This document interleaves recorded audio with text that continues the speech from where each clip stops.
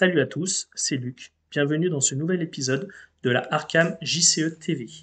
Aujourd'hui, je vais inaugurer une nouvelle catégorie de vidéos intitulée Un atout dans la manche.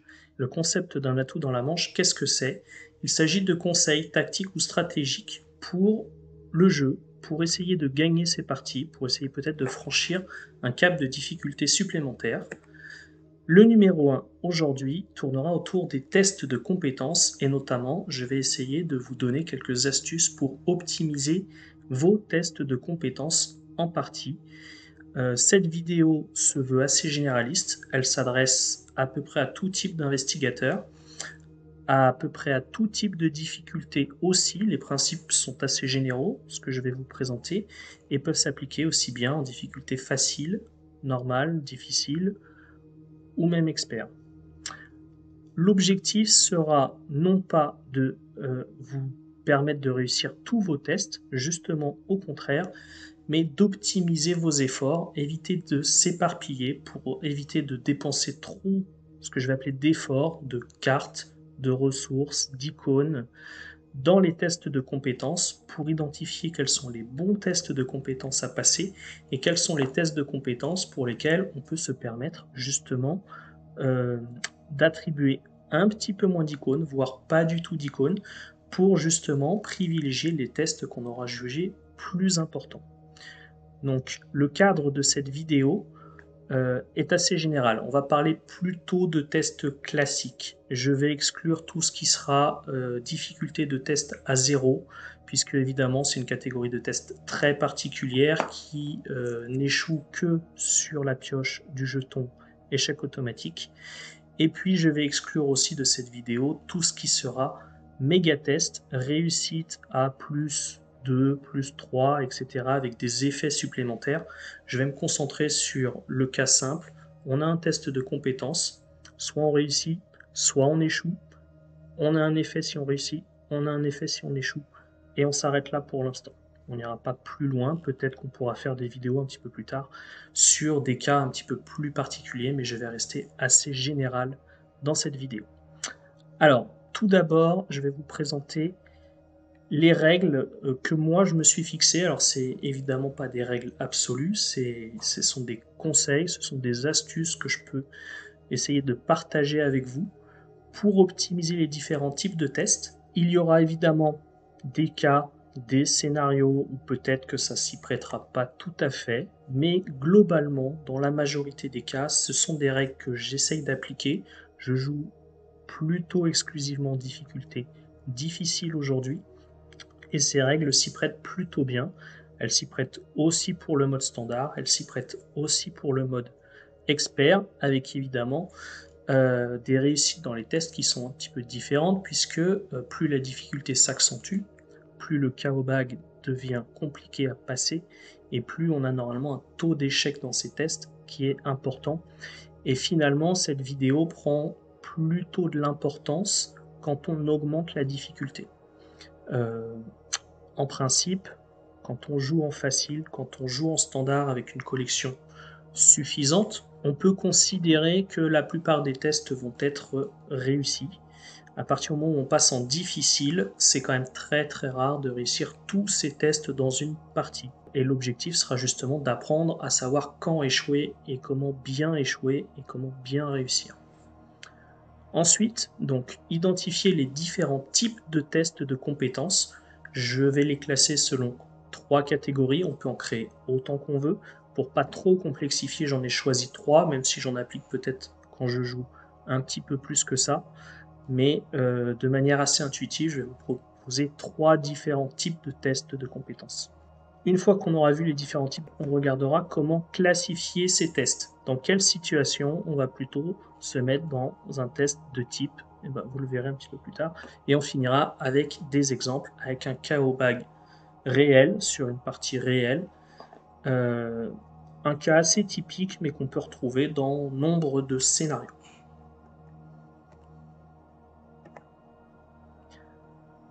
Première règle importante, et importante surtout à appréhender quand on souhaite commencer à jouer en mode difficile ou expert, il n'est pas nécessaire de réussir tous les tests de compétences d'un scénario ou d'une campagne pour gagner. Il est tout à fait possible d'avoir une bonne conclusion, d'arriver au bout d'une campagne, tout en choisissant les tests qu'on veut réussir et choisissant les tests qu'on veut échouer. Et l'échec n'est pas une fin en soi, c'est pas parce qu'on commence une partie avec 3 échecs que le scénario est forcément plié. Donc une chose qui est plutôt à avoir en tête pour des joueurs qui commencent à jouer un petit peu souvent, et ça normalement vous l'avez expérimenté, c'est que on peut tout à fait très bien s'en sortir sans réussir tous ces tests de compétences. La règle numéro 2 en découle. Une fois qu'on accepte l'échec, et quelle que soit la classe, je ne parle pas uniquement de la classe survivant qui joue beaucoup sur l'échec. D'ailleurs, je ne vais pas spécialement citer de classe en particulier dans cette vidéo, ça sera des principes très généraux. Règle numéro 2, il faut pouvoir attribuer ses cartes, attribuer ses ressources, attribuer ses icônes de manière efficace. Pas trop en mettre, ne pas en mettre trop peu, mais surtout ne pas trop brûler un petit peu ses ressources, ses cartes trop vite, pour que, au fur et à mesure que la partie avance, se retrouver à sec, plus de cartes en main, plus possible d'aller pouvoir booster des tests qui sont peut-être plus importants en fin de partie qu'en début de partie. Et normalement, on a, alors ça dépendra évidemment des investigateurs, mais on a plutôt une capacité de une pioche par tour, certains en ont 2, certains ont des facilités de récupérer des cartes un petit peu plus rapidement que d'autres, mais en moyenne, en général, un investigateur va récupérer une carte par tour à la phase d'entretien, et donc va, s'il veut avoir un nombre de cartes suffisamment constant, essayer de s'en débarrasser, d'en jouer une, d'en attribuer une par tour, à peu près au maximum. Et c'est là qu'on voit qu'une règle importante, qui devient de plus en plus importante que la difficulté s'accroît, c'est l'importance de la pioche. Plus vite on récupère des cartes, plus vite on a en main de quoi jouer, de quoi poser son jeu, de quoi attribuer suffisamment, et plus vite on pourra passer les tests qui sont importants, ou en tout cas avoir de quoi répondre à chaque situation. Et donc généralement quand on monte un petit peu en difficulté, on a tendance à jouer des decks qui piochent davantage que des decks plus standards entre guillemets, en mode facile ou standard, où on va poser quelques soutiens, et normalement ces soutiens vont nous permettre d'avoir des capacités, des statistiques suffisantes pour passer ces tests. L'important est de pouvoir tenir dans la durée d'un scénario. Et donc la règle numéro 3, que je vais un petit peu vous expliquer, en tout cas ma manière de faire, c'est pas une manière universelle, mais c'est ma manière de faire, c'est comment classifier les différents tests de compétences et comment optimiser l'attribution des icônes en fonction de ces tests. Concrètement, qu'est-ce que ça veut dire? J'ai un test avec une certaine valeur de test, une certaine valeur de compétence de mon investigateur, à combien je souhaite me mettre pour avoir un niveau suffisant de chance de réussir ce test en fonction des objectifs que je me suis fixé à l'avance de ce test et non pas a posteriori. Pour identifier les différents types de tests, je les ai classés en 3 classes. Je vais commencer par ce que je vais appeler la classe C. Ce sont tous les tests pour lesquels je suis prêt à échouer et assumer les conséquences de l'échec de ce test. Alors le plus simple, c'est de partir avec un exemple direct, avec des cartes que tout le monde connaît, des cartes qu'on trouve dans le premier scénario du jeu. On va se mettre en situation. Supposons que l'on vient de piocher la traîtrise froide la crypte, qui demande un test de volonté à 4 et qui, en cas d'échec, fera défausser un soutien de ma zone de jeu, ou, si je n'ai pas de soutien dans ma zone de jeu, me fera subir des dégâts. Bon. Supposons que dans ma zone de jeu, j'ai une lampe torche de poser, et c'est tout. Si cette lampe torche n'a plus de provision, et que je n'ai aucun moyen de recharger cette lampe torche, typiquement, Je suis complètement prêt à échouer et à assumer la conséquence de ce test qui est la défausse de cette lampe torche, puisque cette lampe torche n'est plus chargée et ne me servira à rien. A l'inverse, si je viens de poser cette lampe torche en jeu, que j'en ai besoin pour enquêter, qu'elle a 3 provisions dessus, je vais être beaucoup moins enclin à vouloir la défausser, et donc je classerai peut-être pas ce test de la même manière si je viens de piocher froid de la crypte juste après avoir posé ma lampe torche, ou juste après avoir terminé d'utiliser les 3 provisions de ma lampe torche. Voilà pour le test de classe C. Ensuite, parlons du test de classe B. Le test de classe B, c'est le test que, oui, je vais vouloir réussir, mais pas à n'importe quel prix. Je ne vais pas avoir envie de cramer toutes mes cartes pour réussir ce test à tout prix, parce que oui, ce serait intéressant de le réussir, mais c'est pas primordial, c'est pas obligatoire tout de suite pour la réussite du scénario. Je vais vous donner un exemple juste après. Supposons que je joue finalement en solo ou en multijoueur, mais admettons qu'on soit en multijoueur. Je suis le combattant de l'équipe, je viens de piocher un serviteur ghoul. Mon rôle n'est pas de faire avancer l'acte, mon rôle n'est pas de trouver des indices, mon rôle est de protéger généralement l'enquêteur principal et donc de vaincre les ennemis.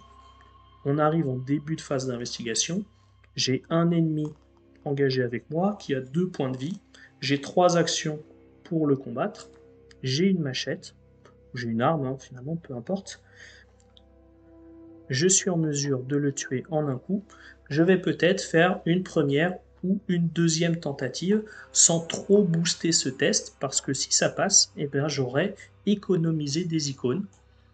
Peut-être pas économiser des actions, mais économiser des icônes. Et j'ai potentiellement jusqu'à 3 actions pour pouvoir le tuer si on est dans un round où l'enquêteur n'a pas forcément fini de vider le lieu dans lequel nous nous trouvons et n'a peut-être pas forcément prévu de se déplacer immédiatement. Donc peut-être que sur la première action, je vais tenter avec une valeur de compétence plutôt non boostée. Si ça passe, tant mieux. Si ça passe pas, j'ai d'autres essais. Et plus on va avancer dans le tour, et plus mon investigateur aura peut-être moins de munitions, aura peut-être davantage de points de santé mentale ou de points de santé qui diminuent, peut-être que je vais remonter le niveau de priorité de ce test. Mais on peut supposer que pour un combattant, un test de combat assez classique contre un ennemi avec une faible valeur d'attaque et un faible niveau de points de vie ne constitue pas un test d'importance primordiale. Passons maintenant au troisième type de test, le test de classe A, le test que je dois réussir coûte que coûte. Là, la réussite du scénario en dépend, la survie de l'investigateur en dépend, par exemple. Prenons une situation, un autre exemple de situation. Je suis encore une fois le combattant. Je souhaite attaquer le prêtre ghoul qui est donc le boss du tout premier scénario du jeu, qui riposte. Si je rate mon attaque, je prendrai 2 dégâts, 2 horreurs. Supposons que je n'ai plus qu'un point de santé mentale avec mon investigateur. S'il riposte, je suis vaincu. Je vais évidemment souhaiter réussir mon attaque coûte que coûte et le booster au maximum du possible pour éviter d'être vaincu. On peut imaginer un cas similaire avec un enquêteur qui va attribuer des cartes type déduction, par exemple, qui lui permettent de trouver des indices par 2, qui va essayer sur un seul test de récupérer beaucoup d'indices à la fois. Il va très certainement plutôt surbooster ce test, puisqu'il n'aura absolument pas envie de l'échouer, sinon il aura brûlé des cartes très importantes pour un gain nul. Donc c'est ce que je vais appeler le test de classe A. On peut imaginer plus de types de classes de test. On peut en imaginer plus que 3, mais je pense que 3 c'est la bonne manière de commencer. Globalement, il y a le test de classe C, si j'échoue, c'est pas grave. Le test de classe B, j'ai plutôt envie d'économiser, de pas tout mettre, mais j'aimerais bien le réussir. Et le test de classe A, je veux absolument réussir ce test, quoi qu'il arrive. Alors ça peut paraître au départ un petit peu compliqué tout ça.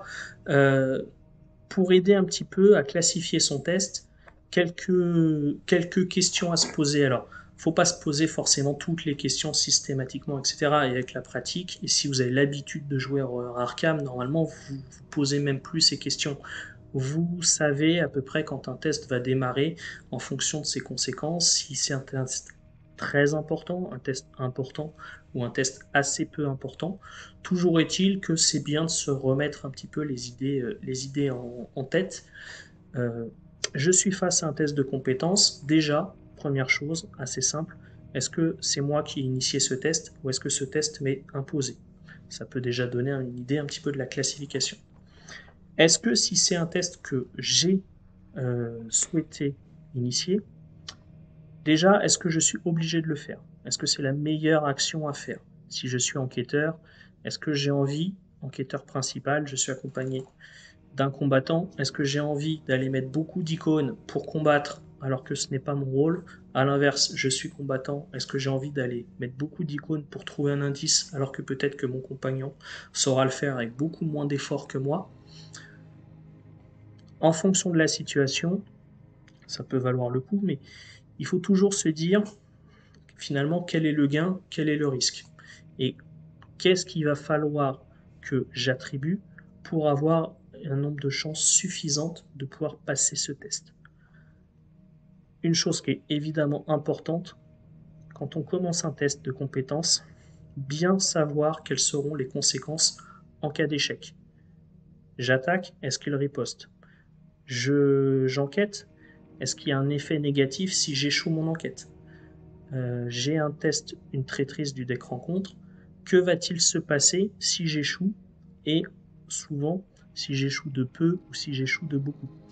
Imaginons que j'ai une traîtrise qui va m'infliger des horreurs ou des dégâts en fonction d'un certain nombre de points manquants.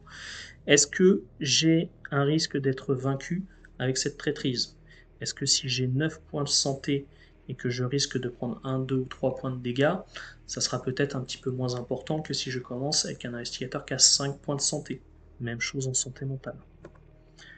Deuxième chose, quand on sait un petit peu voilà, quelles sont les conséquences du test, euh, qu'est-ce qui va se passer si j'échoue, qu'est-ce qui va se passer si je réussis, quelles sont globalement mes chances de base si je n'attribue rien de réussir ce test, quelle est à peu près la probabilité.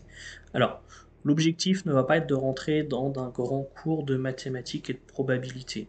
L'objectif est d'avoir dans cette vidéo quelques ordres de grandeur, quelques techniques assez simples à avoir en tête pour avoir une partie qui reste fluide, mais pouvoir se donner finalement quelques lignes directrices pour savoir si oui ou non je suis bien placé pour réussir ou non ce test.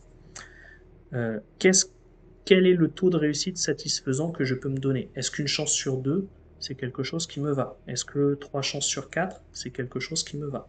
Et surtout, quels sont les efforts? Alors, ce que j'appelle efforts, globalement, ce sont les icônes, mais ça peut être des fois des cartes, des fois des ressources. Globalement, ce sont quand même souvent des icônes. Donc, quelles sont les icônes que je suis prêt à mettre? Et donc, combien de cartes je suis prêt à brûler, je suis prêt à mettre en défausse pour avoir un taux de réussite qui soit satisfaisant.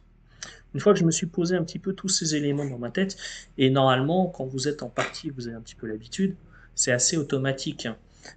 Ça ne doit pas vous prendre plus que quelques secondes, et ça ne doit surtout pas influer sur la fluidité du jeu. Et finalement, la question centrale, c'est ces icônes, ces ressources, ces cartes. Est-ce que l'effort en vaut-il la chandelle? Est-ce que globalement ces efforts sont pertinents versus les conséquences d'échouer ou de réussir le test? Si je suis prêt à mettre des cartes importantes comme déduction, comme perception, dans un test de compétences, qui vont soit me donner des indices, soit me faire piocher, soit d'autres cartes qui peuvent me faire perdre des ressources ou me faire gagner des ressources, est-ce que j'ai un intérêt à booster le test un petit peu plus ou un petit peu moins versus les conséquences du test, toujours dans une optique de ne pas brûler des cartes de manière inutile. Donc l'objectif, je l'ai déjà dit mais je le répète, ce n'est pas de connaître toutes les probabilités par cœur, loin de là. L'objectif c'est bien quand même de garder le plaisir de jeu et de ne pas rendre le jeu complètement mathématique. Il faut tout de même essayer d'éviter, et notamment quand on passe à partir du mode difficile ou du mode expert, éviter la dépense d'efforts inutiles et d'adapter évidemment les efforts aux enjeux. C'est-à-dire qu'on va essayer de minimiser le nombre de tests ratés pour lesquels on a brûlé des réserves. On va accepter de rater des tests, ça oui, mais sans perdre de cartes, ou en perdant le moins possible. Et puis, quand on va brûler ce que j'appelle des réserves, quand on va jeter des cartes, attribuer des cartes pour des compétences, attribuer des icônes, eh ben, on va viser la réussite du test. On va passer maintenant plutôt à la pratique, avec vraiment des ordres de grandeur plus simples à appréhender. Vous remarquez, pour l'instant, j'ai parlé d'aucun investigateur en particulier, d'aucune stratégie de deck en particulier.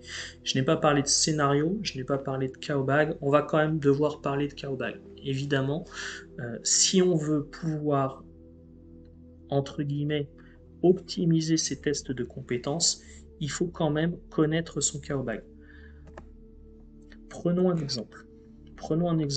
Un petit peu passe-partout, mais globalement, tout ce que je vais vous donner là comme astuces sont des astuces qui peuvent s'appliquer à n'importe quel chaos bag et à n'importe quel scénario. J'ai pris les masques de minuit en mode expert avec un chaos bag à 18 jetons. Donc, un signe des anciens, un jeton 0, 2 jetons moins 1, 2 jetons moins 2, 2 jetons moins 3, 2 jetons moins 4, 1 jeton moins 5, 1 moins 6, 1 moins 8, un cultiste, 2 jetons crâne, 1 jeton tablette et enfin un jeton échec automatique.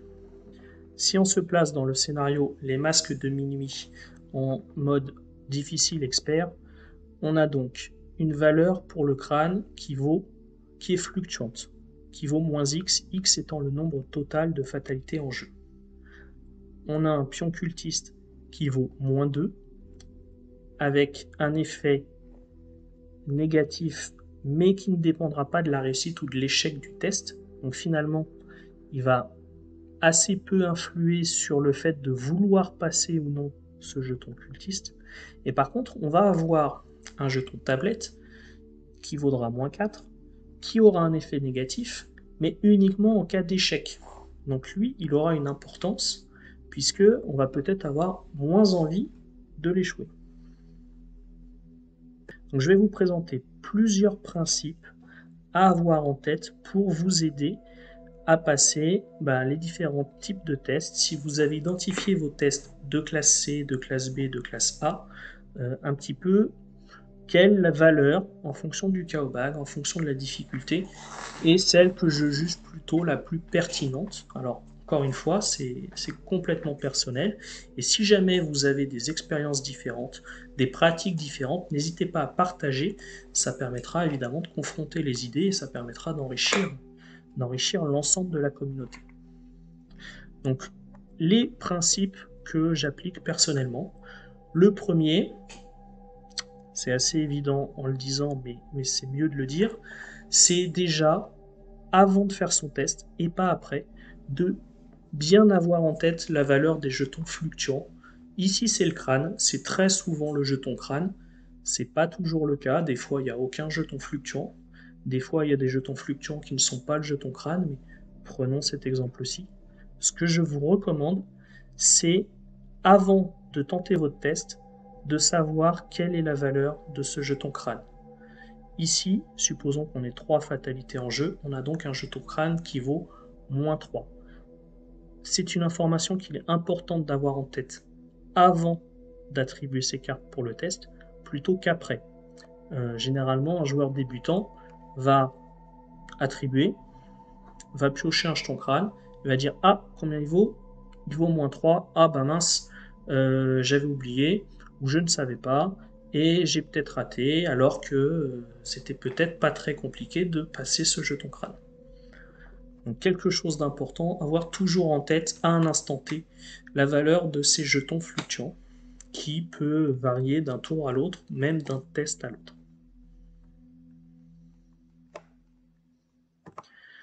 Deuxième principe, alors sans connaître complètement la probabilité de passer le test quand je me place à 0, quand je me place à +1, quand je me place à +2, etc. La première des astuces que je recommande, c'est de connaître la médiane du KO bag. La médiane, c'est à quelle valeur je dois me positionner pour avoir autant de jetons inférieurs à cette valeur que de jetons supérieurs à cette valeur.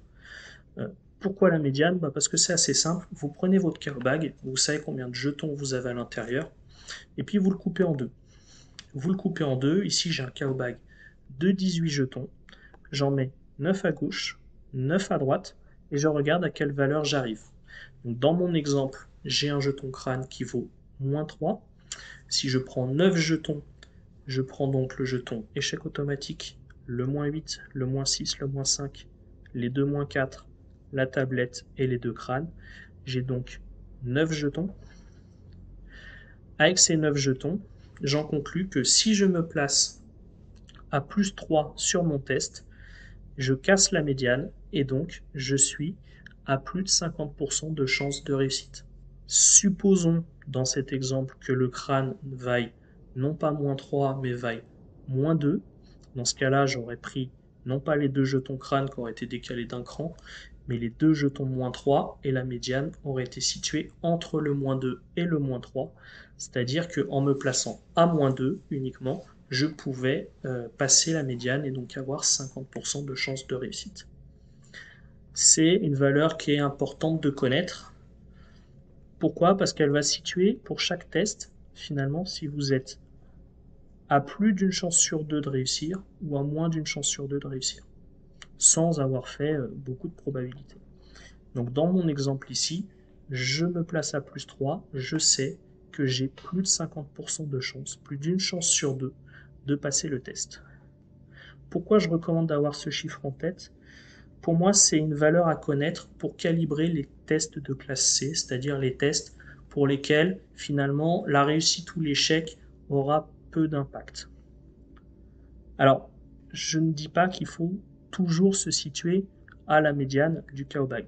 Ce que je vous recommande, c'est d'éviter l'entre-deux. C'est-à-dire, vous avez identifié un test de classe C, donc dans notre exemple tout à l'heure, vous avez pioché un froid de la crypte, vous avez votre lampe torche qui est déchargée. Évidemment, si vous n'avez aucune conséquence négative, eh ben, n'attribuez rien. Ce ne serait que brûler des choses qui ne servent pas. Si par contre vous avez identifié un test pour lequel l'échec vous embête pas trop, bon, et ben là, moi je vous recommande, en fonction des cartes que vous avez en main, à un instant T, soit vous n'attribuez rien, soit vous attribuez de manière à atteindre au moins cette médiane. Par contre, je vous recommande d'éviter l'entre-deux. Si vous souhaitez atteindre au moins la médiane, vous atteindrez au moins 50% de chances de réussir.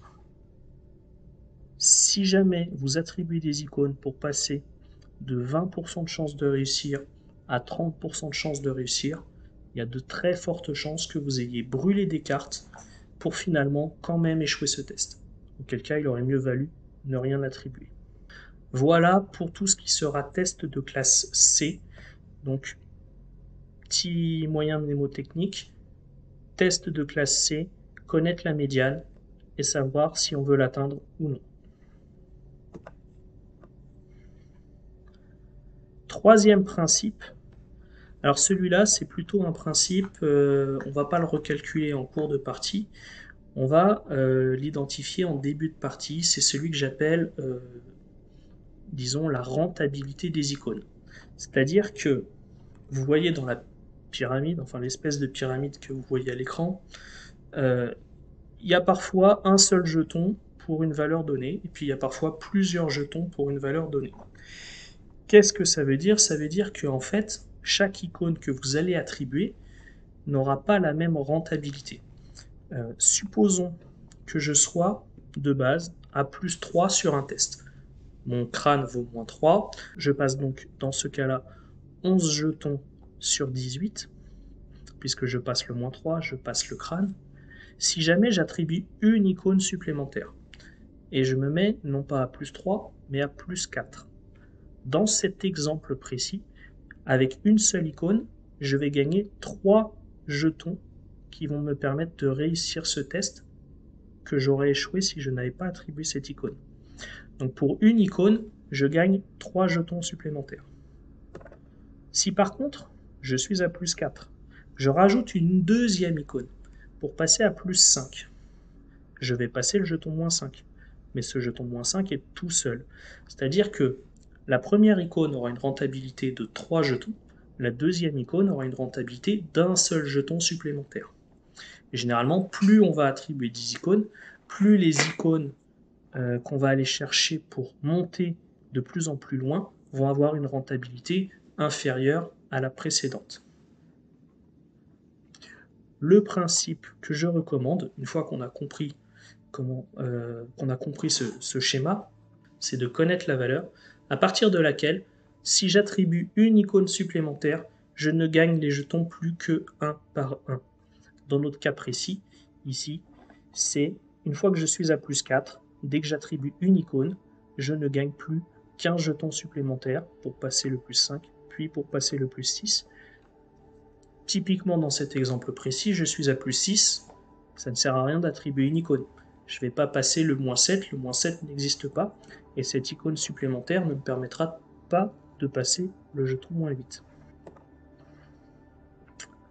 Donc dans cet exemple, la rentabilité à partir de laquelle une icône vaut un jeton, ici, c'est plus 4.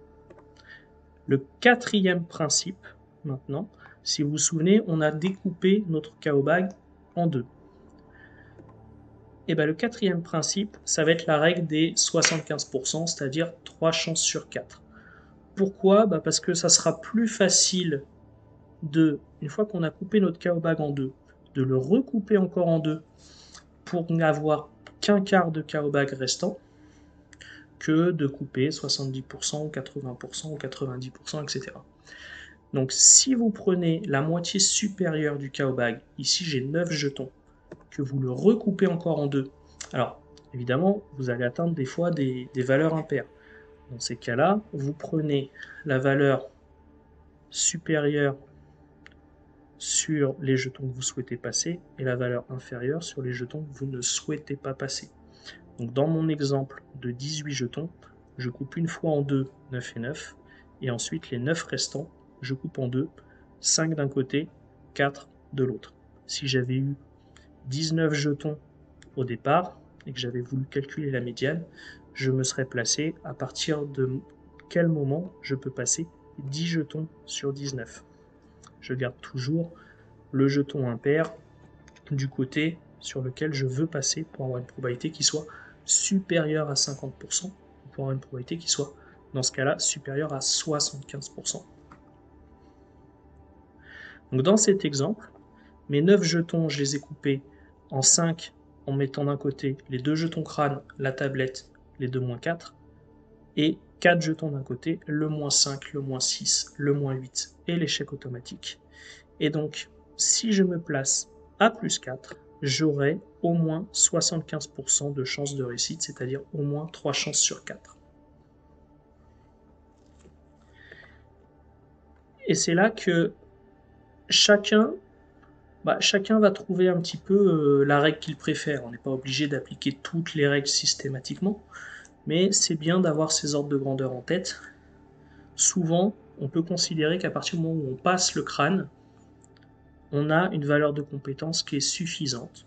À partir du moment où on a atteint la rentabilité 1-1, la rentabilité une icône va à partir de maintenant ne rapporter qu'un jeton, ou qu'on a atteint la rentabilité des 75%, j'ai au moins 3 chances sur 4 de réussir ce test.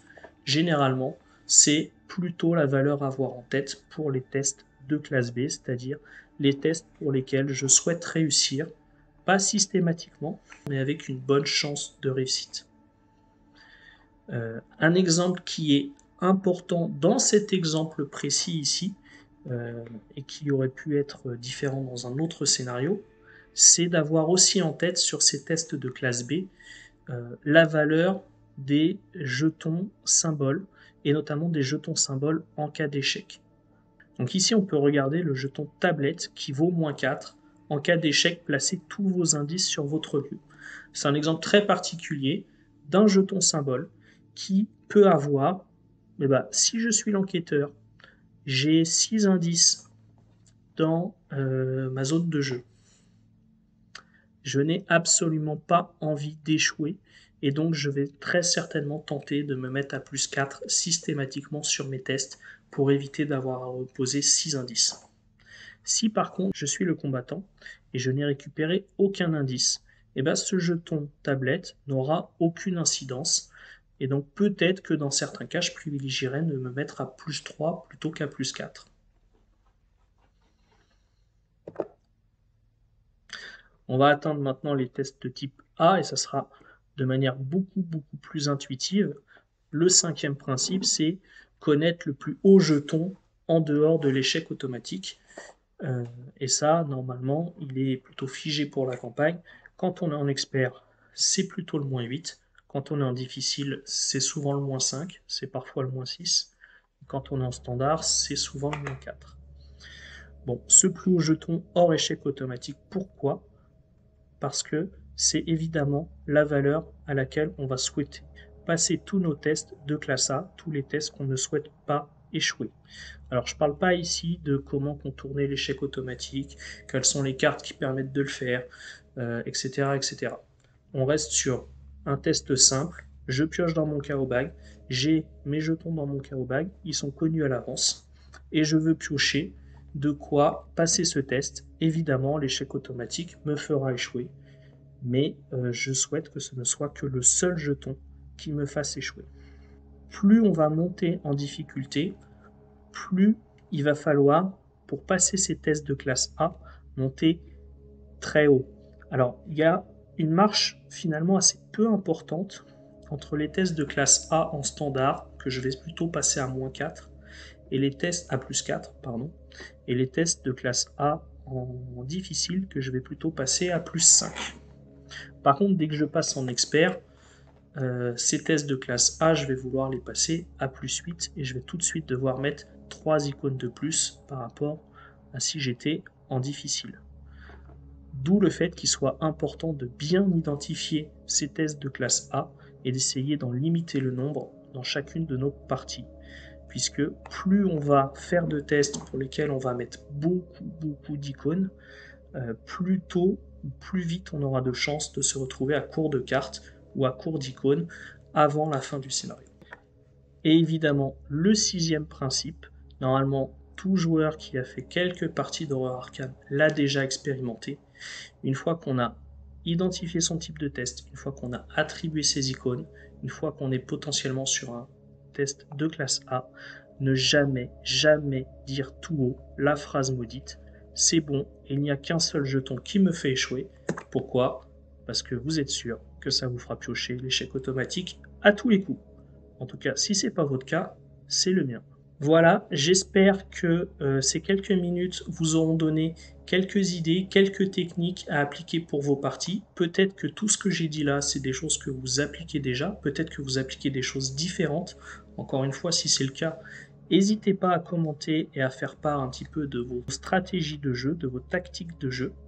Et si vous êtes intéressé pour aller plus loin, parce que j'ai pas voulu rentrer trop loin non plus dans les probabilités, etc.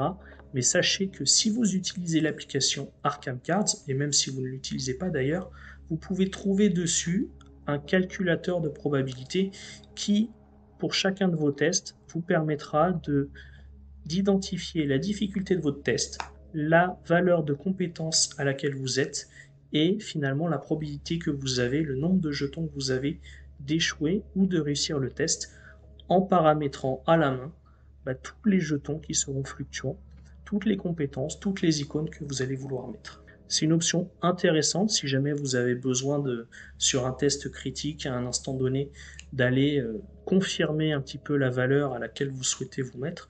Personnellement, j'utilise pas cette application en jeu, j'essaye plutôt d'utiliser les principes que je vous ai cités, de les avoir plutôt en tête pendant la partie et surtout de jouer quand même au feeling, mais toujours en essayant de ne pas surattribuer et de ne pas sous-attribuer, c'est-à-dire de mettre le juste nécessaire au bon moment pour pouvoir passer mes tests et pour pouvoir garder suffisamment d'icônes de compétences, de cartes pour les tests à venir sur la suite de la partie.